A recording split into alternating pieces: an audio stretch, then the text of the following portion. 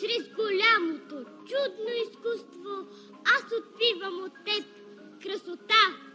Аз отпивам и сам запламтявам красота да творя вдъхновен. Пионерската наша държава е настанал за творчество ден. Тук бъди готова с трета.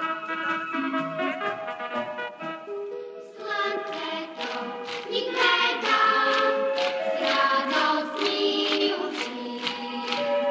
Славната победа праща. Тази песен започва официалната част. Да готви общ на сцената.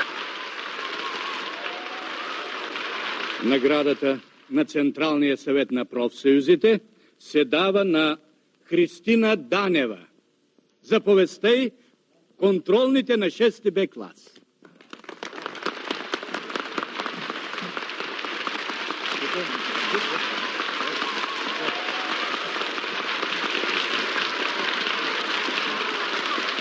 Скъпи гости, млади приятели!